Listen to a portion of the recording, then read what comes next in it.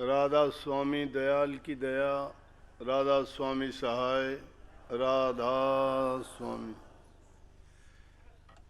प्यारी साध संगत जियों, भाइयों बहनों, बच्चों, जितने भी आप सत्संग लाभ के लिए उपस्थित हुए हो, शांति से बैठ के सत्संग लाभ उठाएं। आज का पावन दिन आप पहले से ही इस बारे में जानते हैं। संत शिरोमणि गुरु रविदास जी के जन्मदिन के उपलक्ष्य में हम यहाँ पिछले 40-45 साल से शिवानी आश्रम में सत्संग का आयोजन करते आ रहे हैं। ये बहुत ही पावन दिन है। महापुरुष जिस दिन पृथ्वी पर प्रकट हुए, संसार के सभी जीव इस संदेश को पाके खुशियां मनाते थे और मनाते हैं। मनाते थे इसलिए कहा कि जिस काल में संत शिरोमणि रविदास जी, कबीरदास जी, रामानंद जी, पीपा साहब, चैतन्य महाप्रभु, मीराबाई एक ही समय में इतने संत प्रकट हुए थे, तो दुनिया में जितने भी दुखी जीव थे और जब वो संतों के संपर्क में आए तो उनको ये ज्ञान हुआ कि इस काल की जेल से छुटाने के लिए संत हमारे ऊपर दया करके उपकार करने के लिए पधारे हैं। तो इस पावन दिन की आप सबको बहुत बहुत मुबारक, मंगल कामनाएं। महापुरुषों के जीवन, उनके उपदेश, उन द्वारा दी गई शिक्षाएं हमारे जीवन को रास्ता दिखाते हैं। हमारे खोटे मंदी आदतों, पाप कर्मों और अज्ञान के बस जो भी हम कर्म करते हैं उनको छुटाने के लिए प्रकट होते हैं। वो प्रभु का गुणगान करके नाम की महिमा के द्वारा हमें समझाते हैं कि अगर इस जीव को भेदी पूरा सतगुरु, जैसा कि मैंने इन संतों के नाम आपको गिनाए, वो सब के सब तत्ववेता, त्रिगुण रहित संत थे, घर के भेदी थे। वो ऐसे संत इस धरा पर कभी कभी आते हैं, आते रहते हैं, ये नहीं है कि नहीं आते, लेकिन हम अज्ञानी जीव पहचानने में गलतियां करते हैं। दुनिया में जिस प्रकार की हवा और जिस प्रकार का माहौल इस काल और माया के द्वारा तैयार किया जाता है, उसने हर समय के लिए अपने कार्य बड़े व्यवस्थित ढंग से सेट कर रखे हैं। 4 काल बना दिए, सतयुग बनाया, त्रेता बनाया, द्वापर बनाया, कलयुग बनाया। ये काल को इन 4 युगों में विभक्त कर दिया, बांट दिया, और हर युग में भक्ति करने के, जीव के कल्याण के, जीव के सुधार के अलग अलग तरीके भी रहे। जीव के लिए समय की सीमा एक नहीं रही। सतयुग में बहुत ज़्यादा थी, त्रेता युग में उससे भी कम हो गई, द्वापर में उससे भी कम हुई, लेकिन कलयुग में तो इंसान की उम्र 100 वर्ष तक मुश्किल ही पहुंचती है। एकाध अगर कोई ऐसे उदाहरण मिल तो जाएंगे, लेकिन औसत आयु से मतलब है। लेकिन आज का विशेष दिन तो ऐसा है, और संतों की जीवनी को अगर आप जानना चाहोगे तो यूँ समझो कि उनके उपदेश तक पहुंचने से पहले तो हमें बहुत कुछ वो अपने जीवन से ही दे देते हैं। अगर सच्चे मन से तवज्जो दे के उनके जीवन को देखा जाए और जो उन्होंने अपने जीवन में कार्य किए उन बातों को सुना जाए, तो हमारे दिल में एक उमंग पैदा होती है, कुछ करने की हमारी इच्छा बड़ी तीव्र हो जाती है। हम भी अपने कल्याण के लिए सोचते हैं कि हमें भी संतों की शरण में जाके अपने जीवन को सफल करना चाहिए। हर चीज पर उन्होंने प्रकाश डालते हैं, अपने जीवन से ही डाल देते हैं। जैसे संत शिरोमणि रविदास जी जब पैदा हुए, 4-5 दिन तक अपनी माँ की दूध ही नहीं पी उन्होंने, और इस बात से साबित हुआ कि पिछले जन्म के कारण इस जीव को इस जन्म में भी अपने कर्म साथ लेके आना पड़ता है। घटना कुछ ऐसी थी, रामानंद जी सत्संग किया करते, संगत आती थी बहुत, बड़े सादे, सबके हितकारी थे, गरीब के तो सबसे ज़्यादा ही सबकी बात सुनते थे, उनकी शंका समाधान करते थे और जीवन कल्याण के लिए हमेशा सबके लिए तत्पर रहते थे, उनको हर प्रकार की शिक्षा दिया करते थे।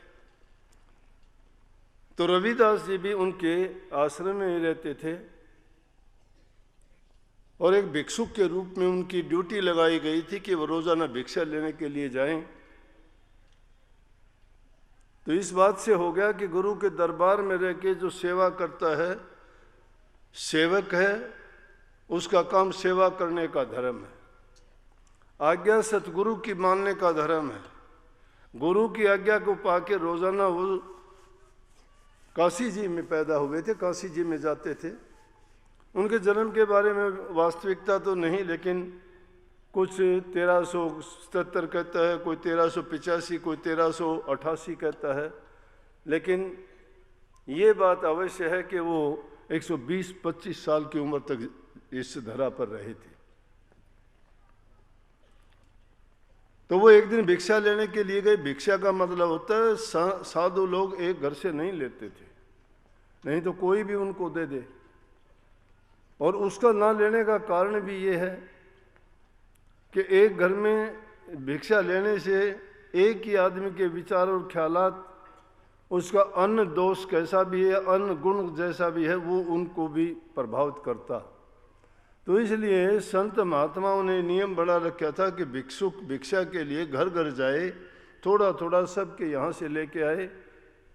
किसी का अगर उसमें अन्न दोषपूर्ण है तो किसी का गुणों से भरा हुआ भी है, कोई सच्चाई की कमाई का है तो कोई बेईमानी का कमाई का, सब मिलके वो शुद्ध हो जाता था। संतों की दृष्टि पड़ने से उनमें कोई दोष होता था वो भी ठीक हो जाता। रोजाना लेके आते थे, लेकिन एक दिन गलती हुई, बरसात का मौसम था, जो ही आश्रम से निकले भिक्षा लेने के लिए, पास में एक कंजूस सेठ का घर था। अब ये भी बात सोचने की है कि कंजूसी आदमी को, कंजूस आदमी होगा, वो बेईमान भी होगा, वो झूठा भी होगा, वो ठग भी होगा, वो झूठी कसम भी उठा देगा, क्योंकि बिना इन बातों के काम चलता नहीं। लेकिन ऐसे लोगों से झूठे उनको मानते थे और उनसे सब उनको पसंद नहीं करता था कोई भी। लेकिन जो ही रविदास जी निकले, पैर फिसला, गिर गए, चोट लग गई। उन सेठ के 2 भाई थे, एक का नाम छोटू मल था, एक का नाम खोटू मल था। वो छोटू खोटू मल उसको लेके चले गए, या उनका कोई लड़का, और सारी भिक्षा बोले कि आपसे चला नहीं जाएगा। उन्होंने उस दिन का अन्न घर से ही दे दिया। रामानंद जी ने पूछ लिया उस दिन के, भाई भिक्षा कहाँ से आई आज ये? क्योंकि अन्न तो प्रभावित करता है, विचारों को प्रभावित करता है। दूषित अन्न, गलत तरीके से खाया अन्न, क्योंकि संतों का फरमान है, जैसा अन्न खाओगे वैसा मन होगा। जैसा अन्न का मतलब अन्न में गुण है कि सात्विक होना चाहिए, सात्विक में हल्का भोजन होता है। लेकिन रामानंद जी के विचार और ख्यालात में कुछ तब्दीली आई तो कहने लगे, कहाँ से ले आए थे अन्न? कहने लगे, जी आज मैं भिक्षा लेने जा नहीं सका, एक ही घर से लेके आया। उन्होंने गुस्से में आके और उनको कह दिया कि जा, तेरे को भोगना पड़ेगा। और उसके कारण से उनके 8-10 दिन के बाद रविदास जी के प्राण छूट गए और अगला जन्म उन्होंने हरिजन के घर में लिया।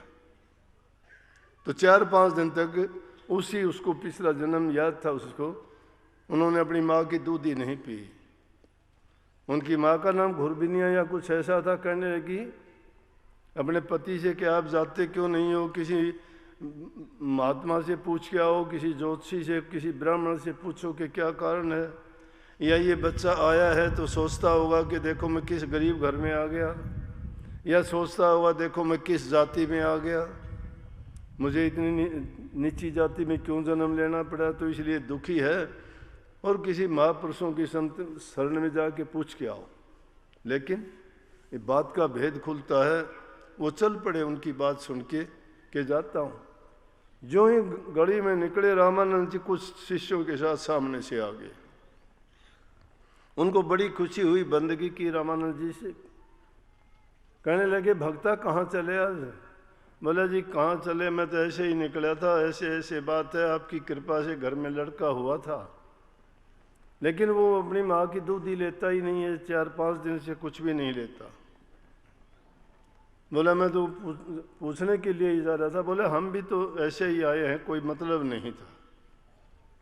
सीधे उनके घर गए, रामानंद जी ने गोदी में लिया और गोदी में लेके कहने लगे, जा भाई तेरा कर्म अब पूरा हुआ, अब तो आराम से दूध पी और ठीक से अपना काम करना, तेरे जो कर्म का फल था वो पूरा हो चुका। बोला कि जा उसकी माँ को दे। अंदर लेके गया, उसने रोना भी बंद कर दिया और अपनी माँ की दूध दी उसने ले ली। एक शिष्य रामानंद जी से कहने लगा, जी क्या कोतक था ये, आप हमें समझाओ, समझ में नहीं आया। आप सुबह सुबह बिना मतलब के इन गलियों में आने का क्या मतलब?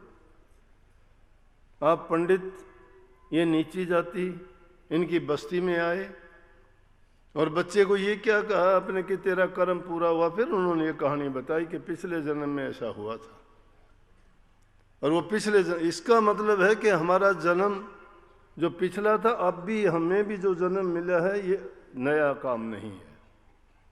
हमने भी कोई न कोई शुभ और नेक कर्म किए होंगे। उसका कर्म फल यह है कि हम अच्छे इंसान बने, अच्छे घरों में जन्म मिला, हर प्रकार से सुख सम्मति है।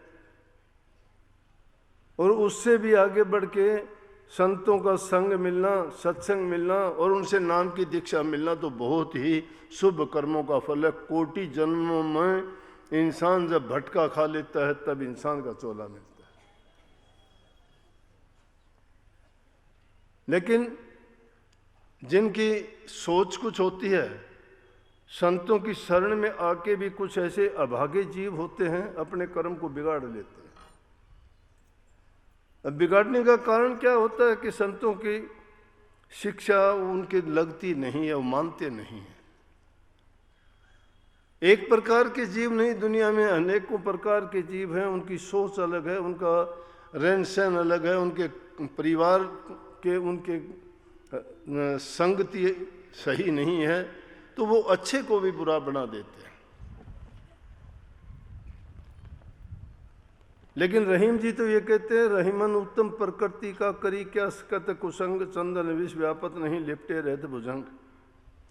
रहीम जी तो ये कहते हैं कि जिनकी उत्तम प्रकृति है उसका बुरी संगति कुछ बिगाड़ नहीं सकती। इसलिए जो सच्चे मन से सतगुरु के पास अपने हित के लिए, अपने कल्याण के लिए और इस जन्म मरण की बीमारी से छुटकारा पाने के लिए, काल की जेल से जो बच जाना चाहता है, उसके लिए दुनियादारी के सुख आराम वो कोई मायने नहीं रखते। उसकी दवाई मैंने बता भी थी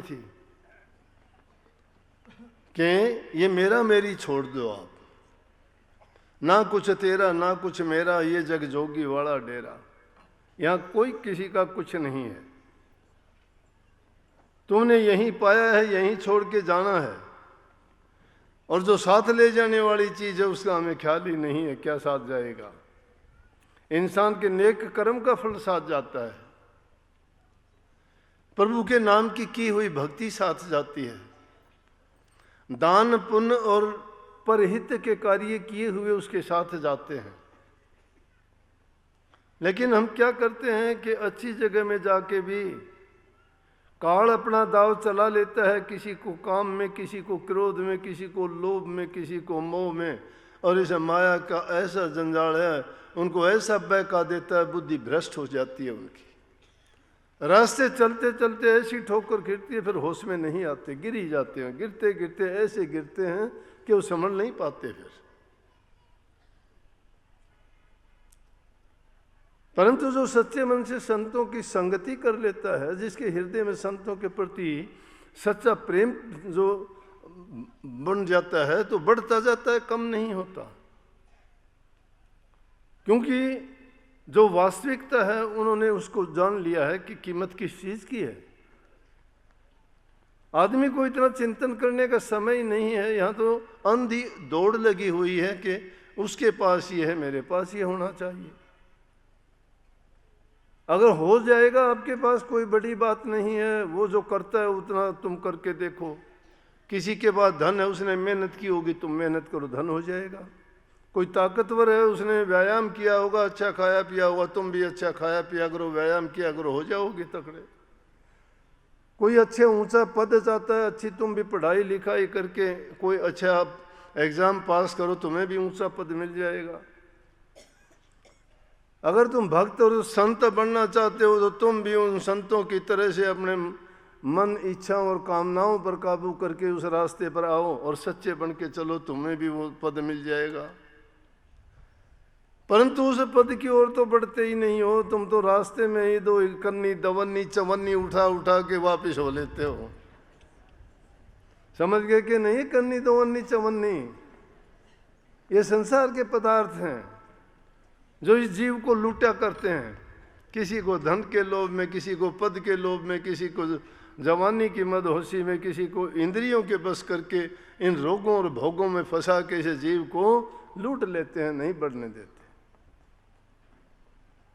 संत रविदास जी अपने मस्त रहते थे प्रभु भक्ति में। रामानंद जी को गुरु बनाया, भेद नाम की दीक्षा ली और मस्त रहते थे राम नाम में। अपना घर वालों ने कहा कि तू काम तो कोई करता नहीं है, हमेशा भक्ति में बैठा रहता, कोई नई बात नहीं है। भक्तों के साथ ये बात सबके साथ हुई है। और को तो छोड़िए, अपने महाराज जी थे, उनके साथ उनके पिताजी भी ऐसे ही करते थे। जब भी उनको देखते ही कि ध्यान समाधि में बैठा है तो उसको खड़ा करके कहते थे तेरी भक्ति ऐसी करूंगा, खड़ा होके काम कर। लेकिन उनकी लगन थी, उनको उन चीज की परवाह नहीं थी। कहते थे काम मेरे से कितना भी करवा लो, लेकिन मेरे काम में बाधा ना डाला करो। और एक दिन ऐसा आया कि उनको भी बाध्य होना पड़ा ये कहने के लिए, भाई तू जो करता है वो मुझे भी बता दे क्या करता है। इसीलिए गई खुद ही को कर बुलंद इतना कि खुदा बंदे से ये पूछे कि बोल बंदे तेरी रजा क्या है। अरे करना चाहते हो तो अपने आप को इतना बुलंद करो ना, तुमसे भी कोई आगे पूछे कि बता मेरे को ये राज क्या है, मैं भी कैसे ये कर पाऊं। रविदास जी ने कह दिया कि भाई तुम्हारी मर्जी है। बोला कि शादी कर दी, अलग हो, अपना काम कारोबार कर। जूती बनाने का काम करते थे, कोई शर्म नहीं, सीधी बात कही उन्होंने। जाति की कोई बात नहीं है। आजकल जाति पाति का कितना जहर घुल गया। काम की लिहाज से जातियां बनी थी, लेकिन आज काम की लिहाज से जातियां कहाँ रह गई। सेठ लोग हैं, जूते की दुकान करते हैं, उनको कोई कहता है कि तू समार है। सेठ लोग हैं, हार्डवेयर की दुकान कर रखी है, कोई कहता है कि तू लुहार है। सेठ लोग हैं, सोने की दुकान करते हैं, सोने का काम करते हैं, कोई कहता है तू सुनार है। पंडित लोग हैं, शराब के ठेके लेते हैं, कोई कहता है तू कलाड़ है। अरे काम के आधार पर जातियां थी, वहां से खून तो एक ही आता है, सभी एक हैं। रविदास जी कहते हैं इस बारे में, जात पात मत पूछिए, क्या जात और पात, ये जात पात का रोग रविदास जी कहते हैं इंसानियत को खा जाता है। कोई जाति पाति नहीं, जाति पाति पूछे नहीं कोई, हरि को भजो हरि को होई। जात नहीं जगदीश के संतों के बिना जो फंसा जात में वो 184 में। जाति क्या है? जाति इंसानियत है हमारी, अंश प्रभु के हैं, आत्मा हैं हम सभी।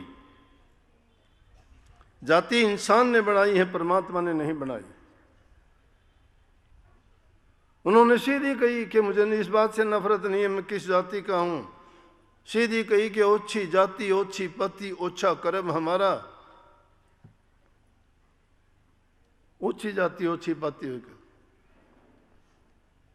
लेकिन उनकी दया से ऊंच भये हैं, कह रविदास हमारा, कि प्रभु की भक्ति के कारण हम ऊंचे हो गए। बोले कि उस पंडित होने का क्या फायदा जो कर्म गंदे मंदे करता है, जाति से जन्म ब्राह्मण के घर में लिया है, अगर मांस मछली अंडे खाता है, शराब पीता है, खोटे मंदे कर्म करता है, तो कैसा ब्राह्मण? उससे तो अच्छा वो चंडाल है जो प्रभु की भक्ति करता है। जाति चाहे उसका जन्म चंडाल के घर में हो गया तो चंडाल नहीं है वो। और उन्होंने कही कि रविदास ब्राह्मण ना पूजिए जो होवे गुणहीन। गुणहीन जिसमें गुण नहीं है, नाम ब्राह्मण है, उसको उसके पांव पूजने का आपको कुछ नहीं मिलेगा। हम उनको ऊंचा दर्जा है हमारे समाज में ब्राह्मण का, लेकिन ब्राह्मण की परिभाषा जानो, ब्राह्मण है कौन? ब्राह्मण सोई जो ब्रह्म पिछाणे, बाहर जांदा भीतर आने, दया जनेऊ घट में राखे, पांचों बसकर झूठ न भाखे, काम क्रोध लोभ मोह अहंकार न होई, शरणदास ब्राह्मण है सोई। जो ब्रह्म को जानता है, ब्रह्म को पहचानता है, वो ब्राह्मण है। जिसने अपने काम क्रोध लोभ मोह अहंकार को त्याग दिया, ब्राह्मण है। जो ब्रह्म की पूजा करता है, परमात्मा की पूजा करता है, उनका ध्यान करता है, अभ्यास करता है, याद करता है, वो ब्राह्मण है। ये गुण है। और इनसे जो हीन है वो ब्राह्मण नहीं है। तो कहते रविदास जी कहते हैं, रविदास ब्राह्मण ना पूजिए जो होवे गुणहीन, पाप पूजो चंडाल के जो होवे गुण प्रवीण। और जो गुणों से भरा हुआ है वो चाहे चंडाल क्यों ना हो, उसके पांव पूजने चाहिए, क्योंकि उसमें कोई बुरी आदत नहीं है, पाप कर्म नहीं करता है। जो ब्रह्म को जानने वाला बन गया, उसकी जाति पाति का कोई लेना देना कोई महत्व और बात नहीं है। और उन्हीं रविदास जी ने ये करके भी दिखाया। पंडित लोग भी उनके पास आते थे, ज्ञान लेते थे। उस समय में कबीर साहब से भी ऊंचे दर्जे के, मैं कहूँगा नहीं तो बराबर के समकालीन संतों में रविदास जी को संत शिरोमणि का दर्जा मिला। कहीं कहीं कहते हैं कि उन्होंने कबीरदास जी को गुरु बनाया, माना, लेकिन वो तो जैसा भी है, अनेक प्रकार की बातें हैं, परंतु हम इससे छोटे बड़े उनमें क्यों पढ़ें कि संत सभी हमारे पूज्य हैं। उनमें कोई अंतर नहीं था, उनकी कोई जाति नहीं थी। वो जाति विहीन समाज बनाना चाहते थे, क्योंकि मालिक के दरबार में कोई भी छोटा बड़ा ऊंच नीच कोई जाति पाति का भेद नहीं है। और उन्होंने पंडितों ने उसके साथ कर दिया कि नीची जाति का हो कि ये कैसा भगत है, ये सत्संग करता है। उस टाइम में दो झगड़े हो गए, एक ब्राह्मणों से हो गए और दूसरे उस टाइम में विदेशियों का, मुगल राजाओं का शासन था। वो चाहते थे, वो भी तो हम सब को ही क्या कहते, काफिर कह के बोलते थे, काफिर हैं ये किसी को नहीं, इनके लिए कोई परमात्मा है ही नहीं। पानी को ये परमात्मा कहते हैं, पेड़ को ये परमात्मा कहते हैं, मंडी मसानी को ये परमात्मा कहते हैं। ये काफिर हैं। एक अल्लाह है, एक अल्लाह को नहीं पूजते। ये तो इनके तो पता ही नहीं किस किस को पूजते हैं। ये तो बड़ी यातनाएं देते थे।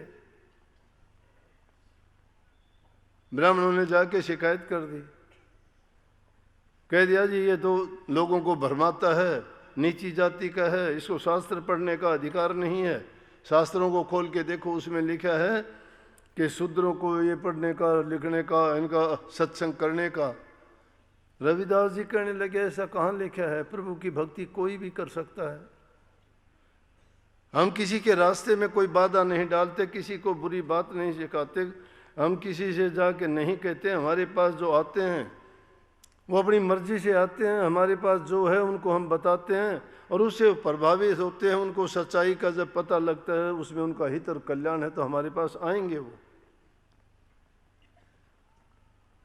लेकिन उन्होंने बड़ी वो करी कि चलो देखेंगे, शिकायत कर दी कि ये समाज को बिगाड़ते हैं और वहाँ जाके राजा को शिकायत कर दी।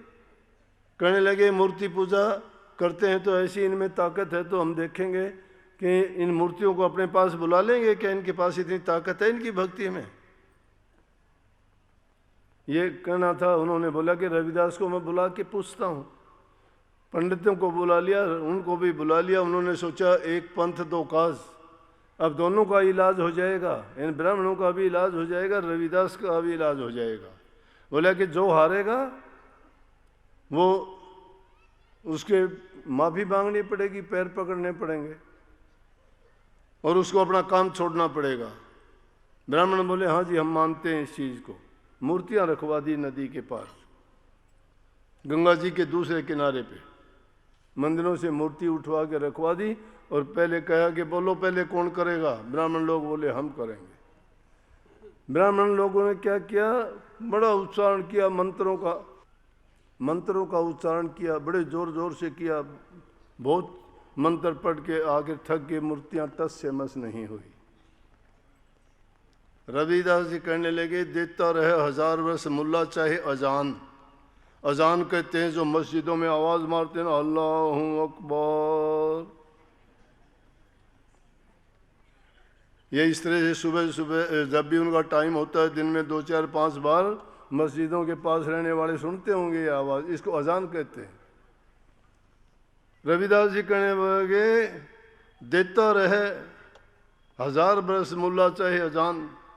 रविदास खुदा ना मिस कर जब लग मन शैतान।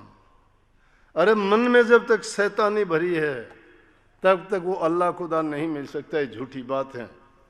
अब उसने भी रास्ता बंद कर दिया, उसको भी चोट लगी। अब ब्राह्मण बेचारे थक गए, वो मूर्तियाँ हिली नहीं। फिर बोले क्या कि ये क्या बड़ी बात करता है, रविदास को बुला लिया क्या, अब तू दिखा तेरा करिश्मा। रविदास जी ने तो वही तुलसी साहब वाली बात कह दी। हाथ जोड़ के अपने आंखें बंद करके बैठ गए अपने इष्ट को याद करके। ये जबानी जमा खर्च करने की बातें नहीं होती, जबान से बक बक सारा दिन करते रहते हो। वो तो भिखारी भी राम राम राम राम राम राम राम राम पूरा दिन करता है, आने जाने वालों की जेब की तरफ देखता है, हाथ की तरफ देखता है, मुझे कुछ देगा। वो राम की भक्ति थोड़ी करता है, वो दाम की भक्ति करता है, भिक्षा मांगता है। वो राम की भक्ति किसी को दिखाने के लिए थोड़ी है, वो तो गुप्त रूप से की जाती है। जिसका कोई यार अगर हो कहीं तो उसको सरेआम खुले में कोई मिलना चाहेगा क्या? वो तो गुप्त रूप से उससे अलग बात करेगा, छिप के बात करेगा।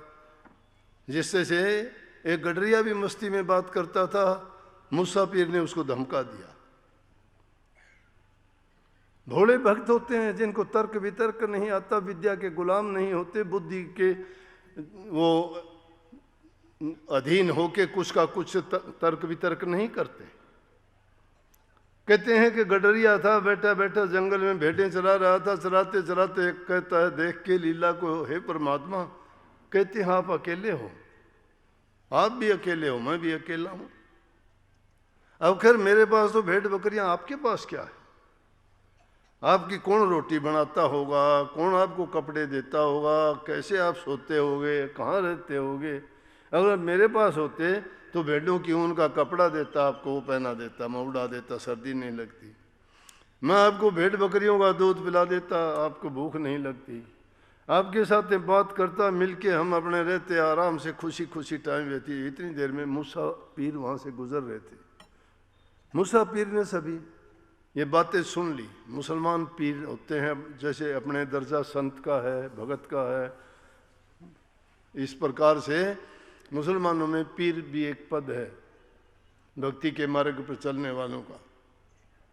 कोई ओलिया है, कोई पीर है, कोई कुछ है, इस तरह के। तो मूसा कहते हैं मूसा को रोजाना दर्शन होते थे, साक्षात बातें करता था परमात्मा से। उस दिन जब गया मूसा पीर ने लाख कोशिश करी, ना दर्शन हुए तो प्रभु नाराज उनसे, कहने लगे मूसा, कहने लगे प्रभु क्या गलती हुई, आज मेरे दर्शन क्यों नहीं हुए? बोले अरे तूने आज मेरे भगत का दिल दुखाया है। बोला कौन भगत आपका मेरे से ज़्यादा? मैं आपके रोज़ाना दर्शन करता हूँ। बोला उस गडरिए को। उसने बेचारे ने माफ़ी मांगी कि मूसा जी मुझे माफ़ कर दो, मुझे पता नहीं था, गलत लफ्ज़ निकल गए, मैं आइंदा कभी ऐसा नहीं करूँगा। वापिस आया मूसा पीर, गडरिए से कहने लगे भैया माफ़ी कर दे, मेरे से गलती होगी, मुझे नहीं पता था कि तेरी भक्ति सच्ची है। कहने का मतलब ये है कि ज़्यादा दिखावा करने वाले कहते हैं, ये भी काफ़ी लोग आके कहते हैं कि जी मेरा अभ्यास नहीं बढ़ता, ध्यान नहीं बढ़ता, सुमन नहीं होता मेरा।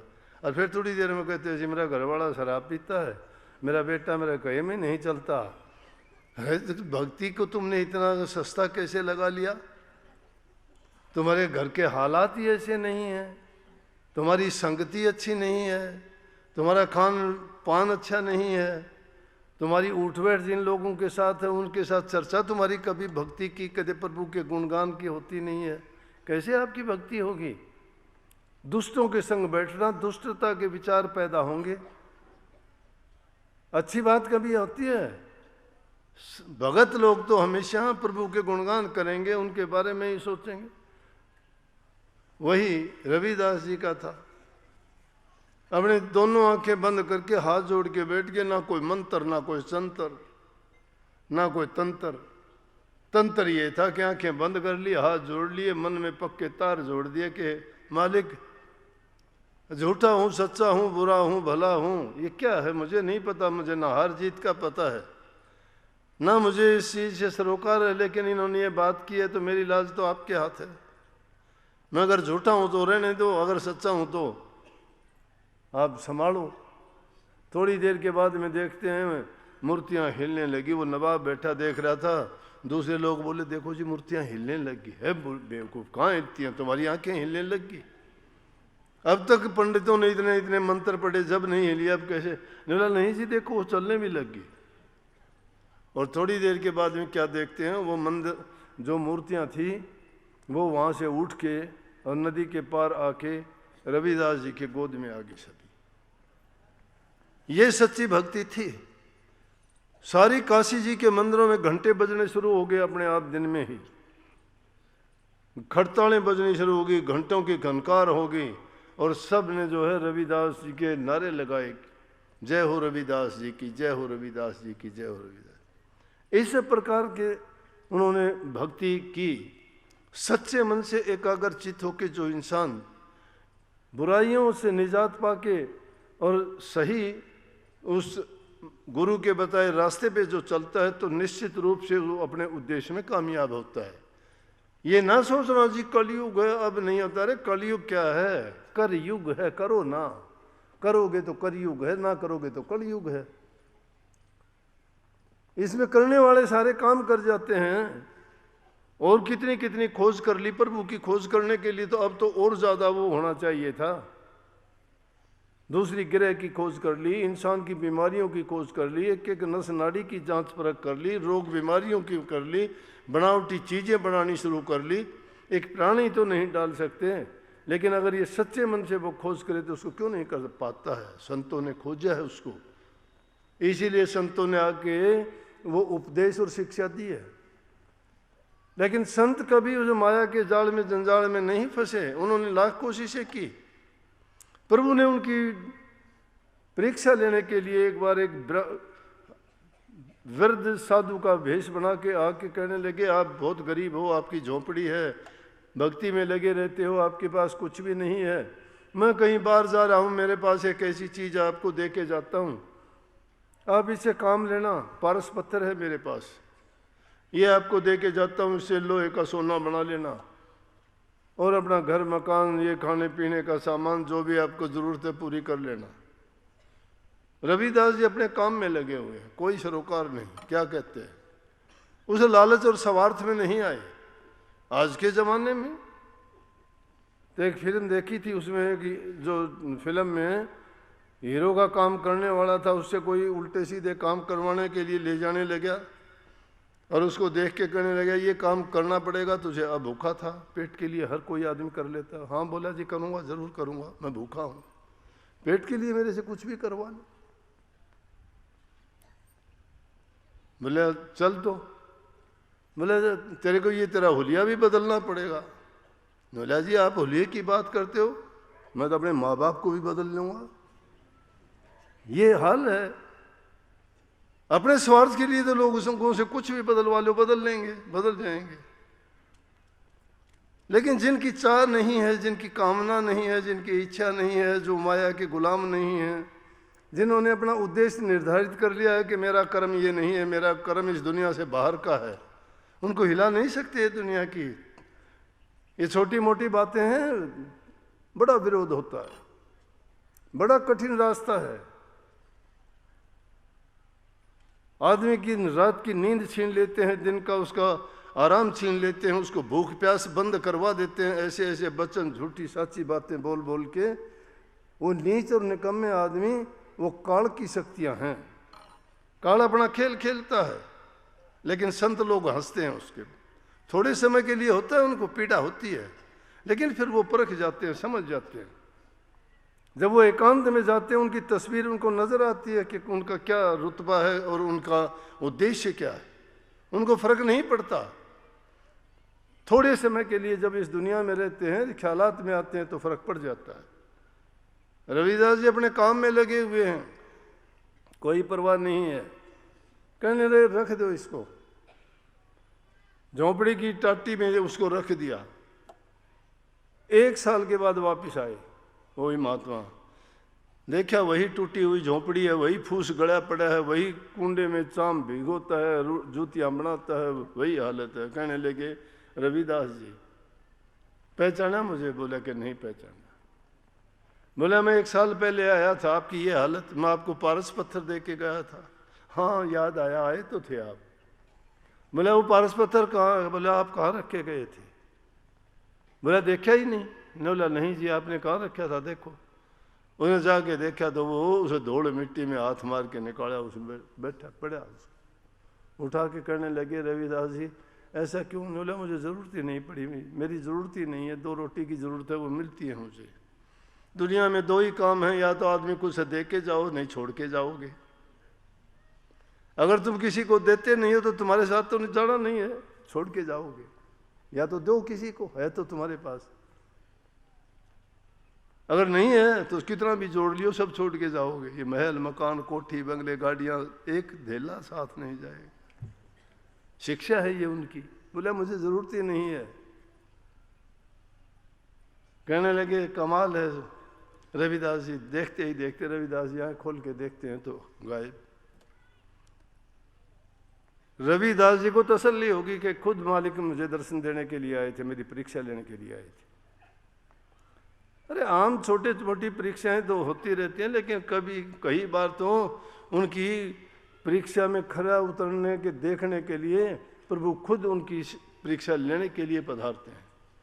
तो ये रविदास जी थे जो हर हाल में, हर अवस्था में अपने परीक्षा में हमेशा सफल रहे, क्योंकि उन्होंने सच्चे मन से भक्ति का रास्ता, तो उन्होंने ये शिक्षा दी हमें भी कि इस माया के जंजाल में मत फंसो।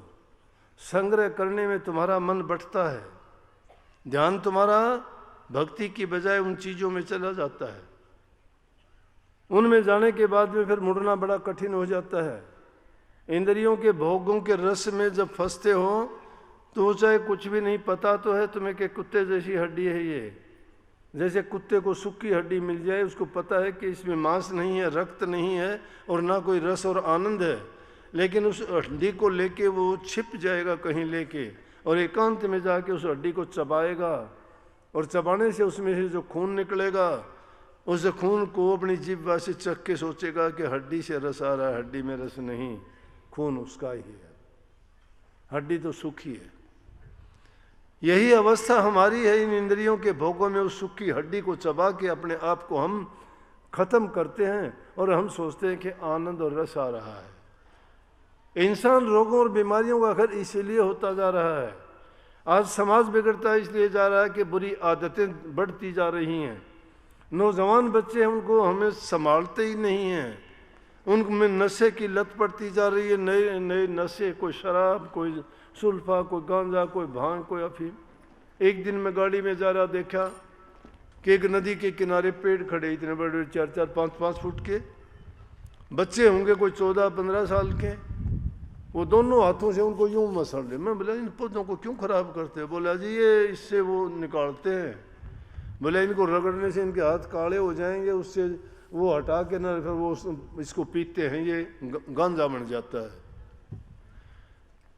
छोटे छोटे बच्चे जिनकी संभलने की उम्र होती है, पढ़ने की उम्र होती है, उनको ये पता ही नहीं तुम क्या करते हो। और माँ बाप इतने उनके प्रति पैसिव हैं, उनके प्रति इतने उदासीन हैं, उनको पता ही नहीं तुम्हारा बच्चा क्या करता है। माँ बाप तो काफ़ी तो ऐसे हैं जो खुद ही ऐसी लतों में डूबे पड़े हैं, शराब कबाब में, उल्टे सीधे कर्मों में। वो संतान को क्या संभालेंगे? अगर उनके घर का कोई नेक रास्ते पर चलता है वो तो उनके लिए तो बाधा जरूर पैदा कर देंगे। बच्चों को संभालो। नौजवान बच्चे जो बिगड़ते जा रहे हैं उनके लिए तो तुम ही गुरु हो, तुम ही संत हो, तुम ही संगति हो। संतों के पास तो जब जाओगे जब तुम उनको नेक बनाओगे, नेक इंसान जाता है वहां पे। लेकिन यहाँ तो अब तो जमाना ऐसा है कि बिगड़े हुए संतों के पास जाते हैं। जी मेरी शराब छुटवाओ, मेरा जुआ छुटवाओ, मुझे नौकरी दिलाओ, मेरा बेटा पैदा कर दो, होना चाहिए, मेरी गरीबी दूर होनी चाहिए। हो जाएंगी ये, अच्छे कर्म करोगे सारी चीज हो जाएंगी। जो चीज बर्बाद करते हो तुम, नशे में बर्बाद करते हो, पैसा उसमें गया, शरीर उसमें गया, तुम्हारा परिवार में अशांति तुमने कर दी, लोगों से लड़ाई झगड़ा तुम करते हो, झूठ तुम बोलते हो, उधार किसी से लेके वापस दे नहीं पाते। क्यों काम करते नहीं हो? ठाट बाट सभी चाहते हो, अच्छा फोन चाहिए, हाथ में घड़ी चाहिए, नीचे मोटरसाइकिल चाहिए, पीने को शराब चाहिए, रहने को होटलों का खाना तुम्हें खाने के लिए चाहिए, किते हॉट डॉग, किते सीढ़ी बिल्ली, किते पीली बिल्ली, और ये खाने हैं। ये रोग और बीमारी पैदा करके तुम्हारे विचार शुद्ध कैसे रह सकते हैं? अच्छा खाना खाओ ना घरों में, सूखी रोटी खा के भी तुम्हारे विचार सात्विक होंगे। ये नहीं पता उनको कौन बनाता है, ये नहीं पता ये चटनी कितने दिन की बनी हुई है, ये नहीं पता ये कितने दिन का कटा हुआ है, ये नहीं पता किस खेत में किस गंदे नाले में पैदा की गई सब्जी आई है। पता है तुम्हें कि जहाँ सब्जियां पैदा होती है उस गंदे नाले की सब्जियों का नीचे हाल देखोगे तुम, अगर देख लोगे वो सब्जी खा भी नहीं पाओगे। और तुम उन चीज़ों को चटकारे लेके खाते हो तो रोग और बीमारी और किसको होंगी? फिर शिकायत करते हो जी मुझे दर्द रहता है, मुझे ये हो गया, मुझे कैंसर हो गया। ये कैंसर रोग की बीमारियां हैं। इंसान परवाह नहीं करता, इंसान को नोट चाहिए, और नोट को कमाने के लिए चाहे उनको किसी को जहर क्यों ना देना पड़े। हम भी किसान आदमी हैं, सोचते नहीं। आप भी एक एक एकड़ में यूरिया के 4-4, 5-5 कट्टे बोरे डाल के और गेहूँ पैदा करते हो बेचने के लिए। घर के लिए इतनी खाद कोई नहीं डालता, अपना अलग बोते हो कि नहीं? परवाह नहीं।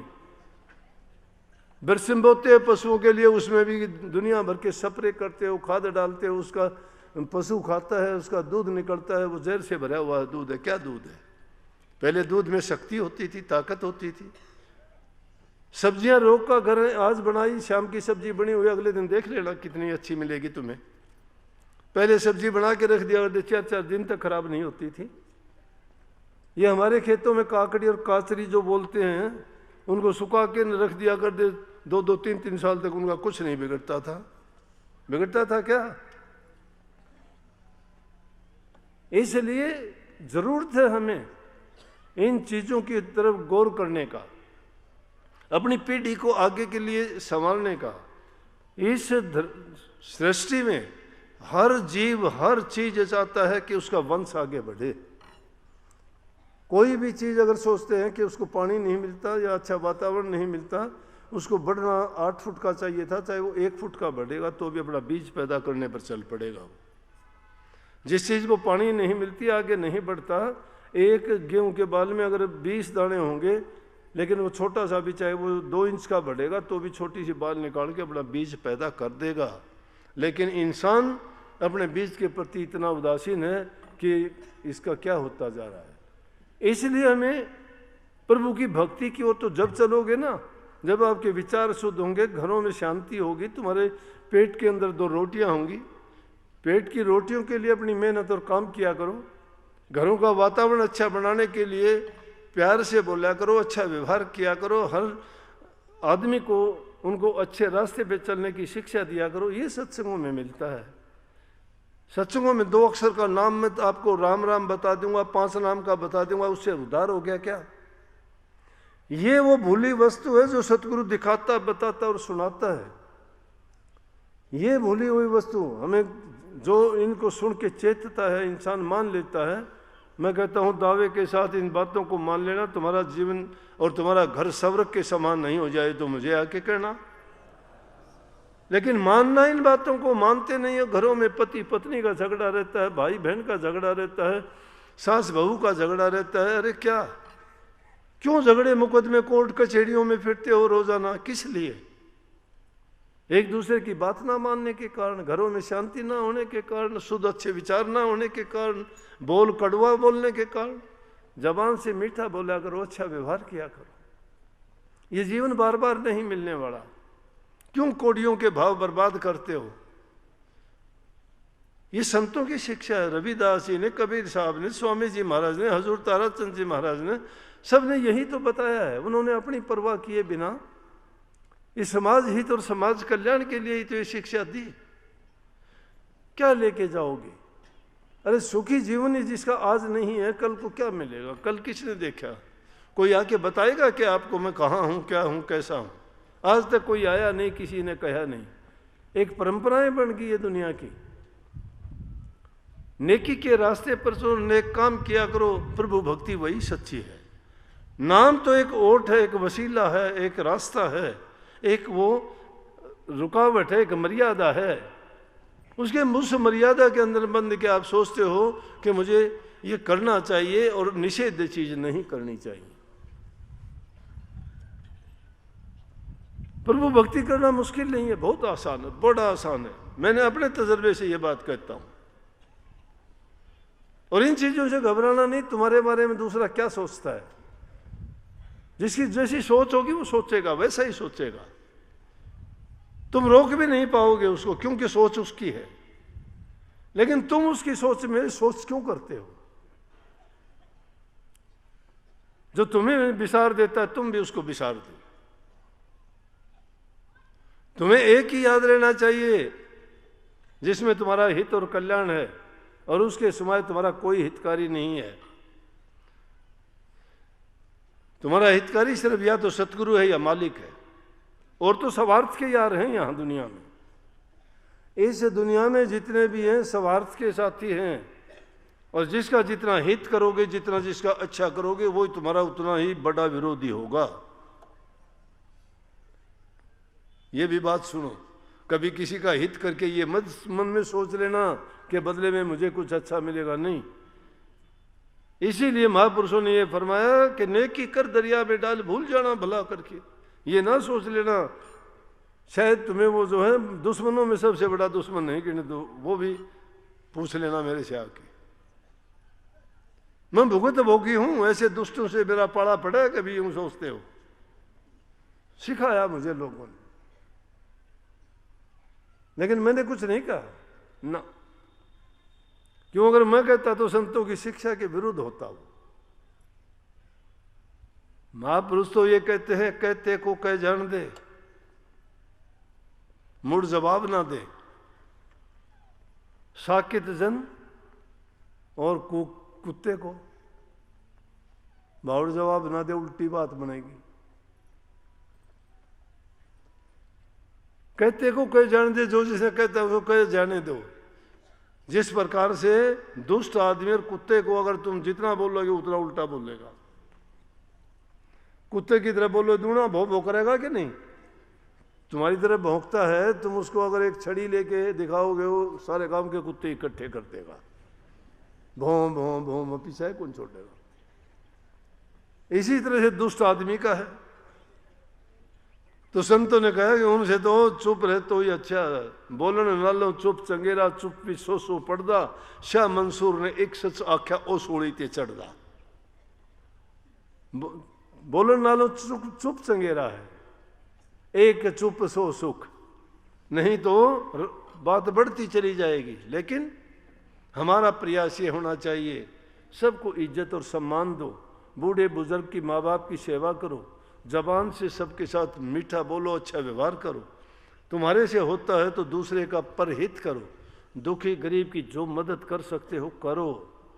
तुम्हारे निमित्त वो है, ये बात सोच के छोड़ मत देना कि मेरा हित नहीं करेगा। नहीं, जो जिसको उनके पास जो करने के लिए होता है वो करते, तुम्हारे पास जो है।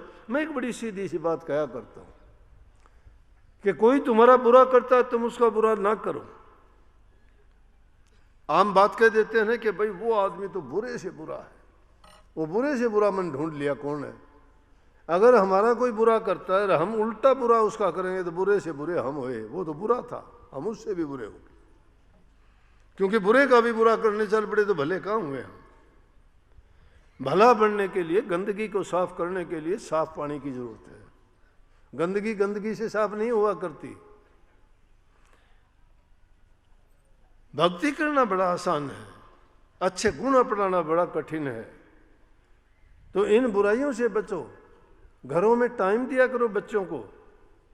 मैंने देखा काफ़ी सत्संगी परिवार ऐसे हैं, नाम दे लूँगा तो वो थोड़ा दूसरे लोग भी उन पर जलना शुरू कर देंगे और वो भी सोचेंगे हमारी बढ़ाई होगी। अपने घर में जाके सत्संगी हैं, पूरे परिवार को शाम के टाइम बिठा के आधा घंटा आरती विनती करते हैं, सत्संग सुनते हैं और उनका बुजुर्ग या बड़ा जो भी घर में है उन बच्चों को अच्छी शिक्षा देते हैं कि देखो हमें ये करना चाहिए, इस चीज़ से हमें ये लाभ है, सत्संग करने से हमें ये लाभ है। ना तो बुरी संगति में जाते, ना वो देर तक जवान बच्चों में कहीं घूमते।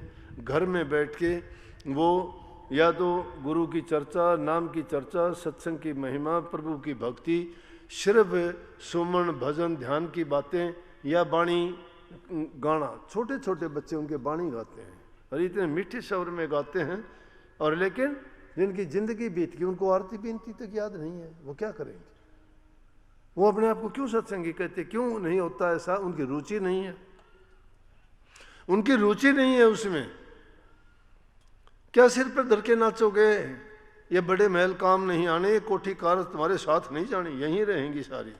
चलते वक्त अगर जबान बंद होगी देख के आंसू आंसू निकलेंगे, न्यू भी कह पाओगे कि मैंने गलती की। समझ गए? जो करने वाला काम है अभी करो।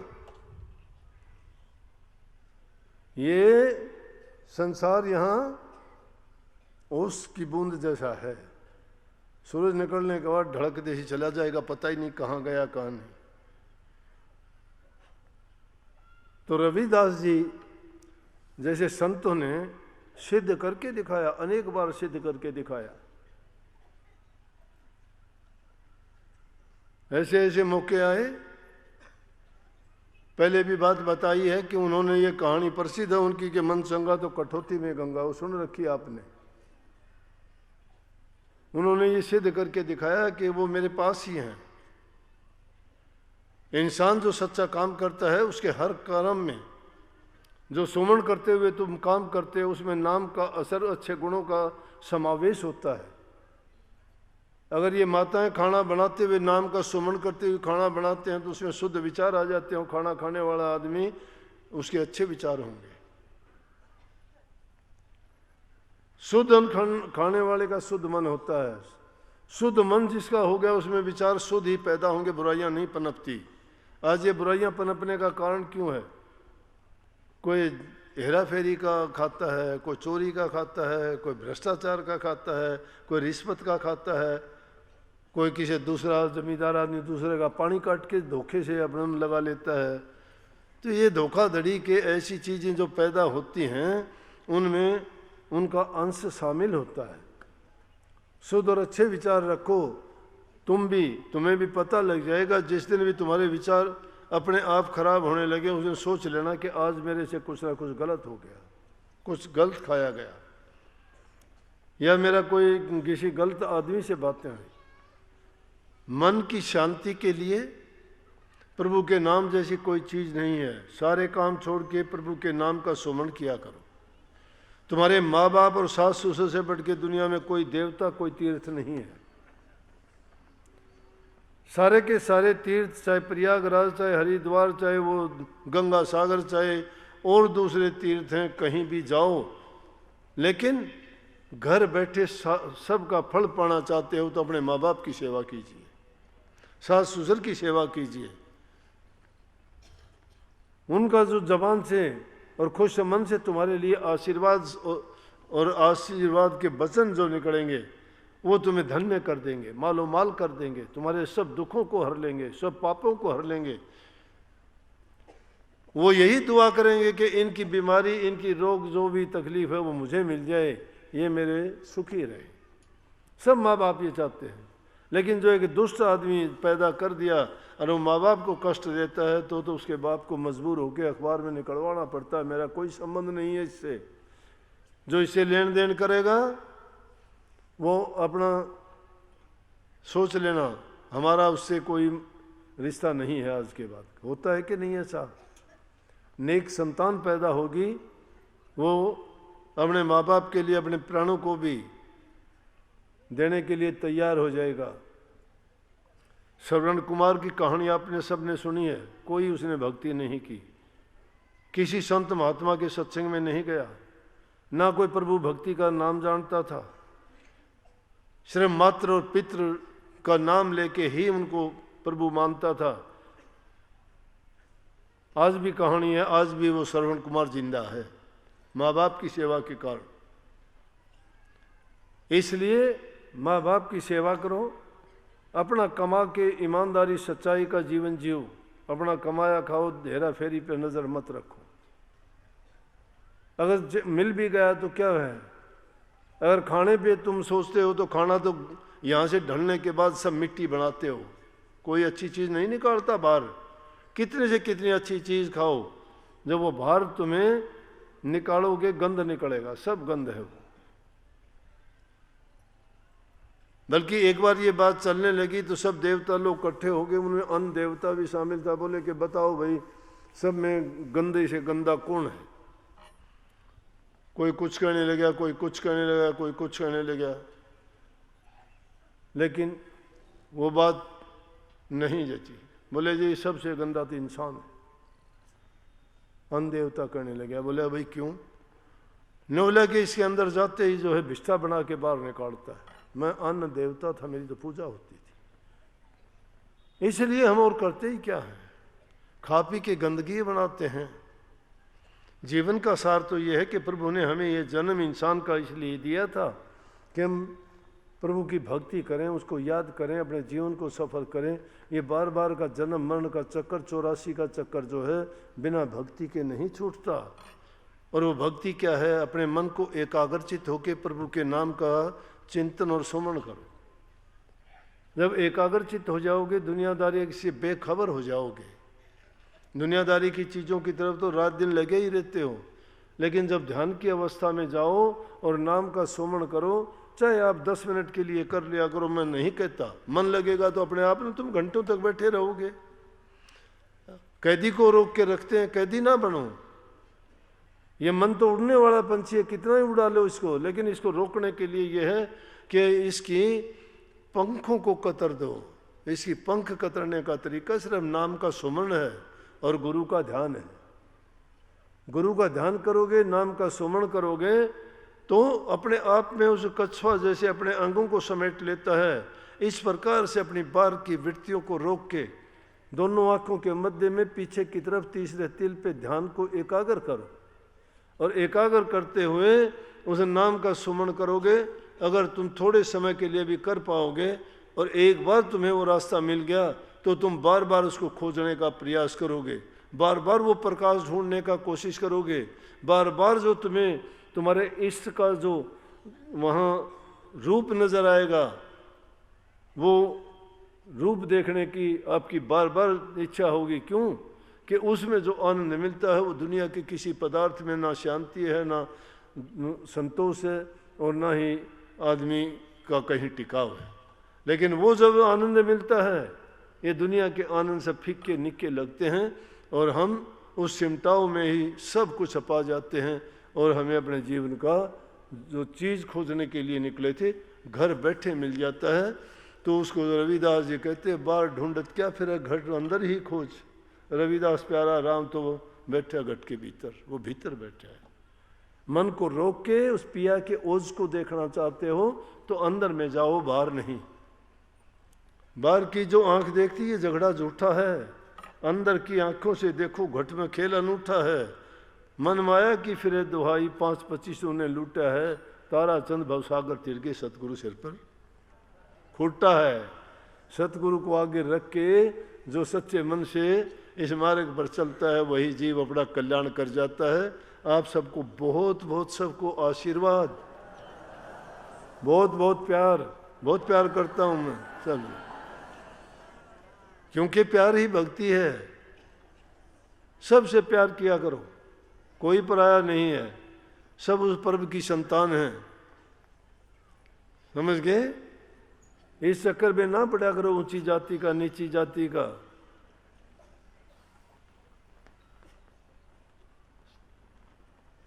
टाइम लगा के जरूर 10 मिनट 15 मिनट दोनों टाइम निकाला करो। आपके लिए बहुत बहुत आशीर्वाद। मालिक आपको शक्ति दे भक्ति करने की, नेक इंसान बनो और आगे से आगे भक्ति और ज़्यादा से ज़्यादा आपकी रुचि बढ़े और आपका कल्याण और हित हो।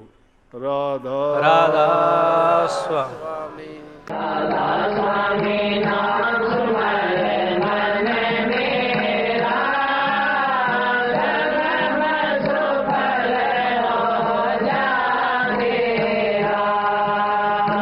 आप हमारे संत वाणी चैनल को सब्सक्राइब करें, वीडियो को लाइक करें, शेयर करें और हाँ, बेल आइकन पर क्लिक करना बिल्कुल ना भूलें।